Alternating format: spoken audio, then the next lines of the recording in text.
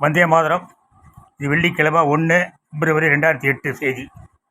சந்திராசாமி வெளிநாடு செல்ல அனுமதி தினமதினி வந்திருக்கு. அவர் அந்நிய செலவாணி வழக்கில் குற்றம் சாட்டப்பட்டிருக்காரு. அதனால் அவர் வெளிநாட்டுக்கு செல்ல அனுமதி கொடுத்தீங்கன்னா அவர் திருப்பி வரமாட்டாருங்கிற பயமாக இருக்குது. அதனால் அவருக்கு அனுமதி கொடுக்கக்கூடாது அப்படின்னு சொல்லி டெல்லி ஹைகோர்ட்டில் அவர் பெட்டிஷன் போகிறார். நான் வெளிநாட்டுக்கு போகணும் அப்படின்னு சொல்லிட்டு அமலாக்கத்துறை போய் சொல்லுது, இல்லை அவர் அனுப்பக்கூடாது, அனுப்புனீங்கன்னா அவர் வரமாட்டார் அப்படின்னு சொன்ன உடனே சஞ்சய் கிஷன் கவுல் அப்படிங்கிற நீதிபதி அந்த வாதத்தை ஏற்காமல் என்ன பண்ணுறாரு, ரைட்டு அவர் வெளிநாட்டுக்கு போயிட்டு வரலாம், 10 லட்ச ரூபா பணத்தை கட்டிட்டு அவர் போயிட்டு வரலாம் அப்படின்ட்டாரு. இதே சஞ்சய் கிஷன் கவுல் தான் அது 2014 டெல்லியிலேருந்து இங்கே வராரு. அந்த சஞ்சய் கிஷன் கவுல் அருண் ஜேட்லி ஒன்றா சரக்கடிப்பாங்களாம். அதெல்லாம் அப்புறமா தெரிஞ்ச சமாச்சாரம். அவர் 2014 வந்து அந்த கேஸை விசாரிக்கிறார். ராஜீவ்காந்தி கொலை வழக்கில் குமரன் பத்மநாபனை கொண்டு வரேன்னு சொல்லி நான் 2013 தாக்கல் செய்த வழக்கு அது. அந்த வழக்கு அப்படியே கிடப்பில் கிடந்தது. திடீர்னு அந்த வழக்கை விசாரணைக்கு எடுக்கிறாங்க. திடீர்னு வருது, என்ன சார் சிபிஐக்காரங்க என்ன கேட்குறாங்க, என்ன சார் நீங்கள் தான் ஏற்பாடு பண்ணிக்கலான்னு. நான் என்ன தப்பா ஏற்பாடு பண்ணால் அதான் வந்திருக்குது அப்படின்னேன். அப்புறம் பார்த்தா தான் இந்த சஞ்சய் கிஷன் கவுல் அவர் வந்து அருண் ஜேட்லி அனுப்பிச்சி வச்ச ஆள். அந்த கேஸை தலைமை நீதிபதி தான் அனுப்பிச்சி வைக்கிறாங்க.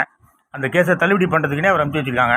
காமன் நேரம் காரசாரமான ஆர்கியூமெண்ட்டு. நான் பேசுகிறேன் அவர்கிட்ட, இப்போ சட்டத்தில் இடம் இருக்கா, பிரபாகரனை கொண்டு வரதுக்கு இடம் இருக்கா, சாரி சுப்பிரமணியம் சந்திராசாமி சாரி குமரன் பத்மநாபனை கொண்டு வரதுக்கு இடம் இருக்கா, சட்டத்தில் இடம் இருக்கா, அதெல்லாம் இருக்குது சாமி அப்படின்னா எவ்வளோ சொல்லி பார்த்தேன். அப்புறம் சிபிஐ வக்கீல் வந்து ரொம்ப ஓவராக பேசுகிறாருங்க அப்படின்னா, ஏய் உட்காரியா, 1,00,000 ஈழத்தமிழை செத்துருக்கிறான், ஓவராக பேசுகிறாருன்ற அப்படின்னு ஒரு சவுண்டு விட்டேன். சவுண்டு விட்ட உடனே கடைசியில் தீர்ப்பை ஒத்தி வச்சார். ஜூலை மாதம் 5ஆம் தேதி நினைக்கிறேன். இல்லை நீங்கள் உங்கள் மனசு உங்கள் மண்ணு டிஸ்மிஸ் செய்யப்படுகிறது. எனக்கு இது தெரியாது, இந்த சந்திராசாமி தாருங்கிறத நான் மறந்துட்டேன்.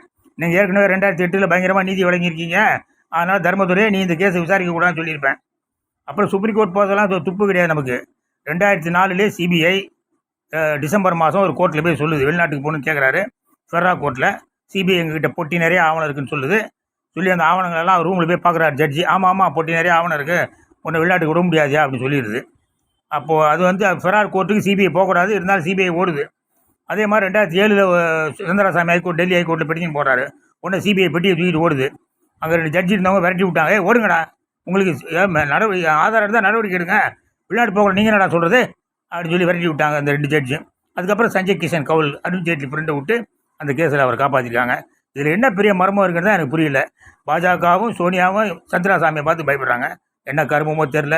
என்றைக்கு ஒரு நாள் விடுதி வந்தாலும் வரும், உண்மை வெளியே வந்தாலும் வரும், வராமல் போனாலும் போயிடும். ஆனால் நம்ம ஆளுங்க ஆராய்ச்சி பண்ணி கண்டுபிடிச்சிடுவாங்க. பயங்கரமான ஆளுங்களில் ஜெய்ஹிந்த்.